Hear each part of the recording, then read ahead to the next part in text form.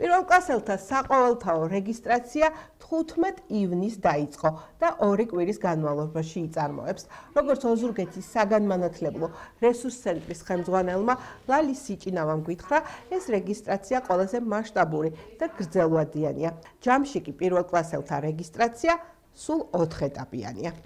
დღეს უკვე პირველკლასელთა საყოველთაო რეგისტრაცია დაიწყო, რომელიც 3 ივლისამდე გაგრძელდება.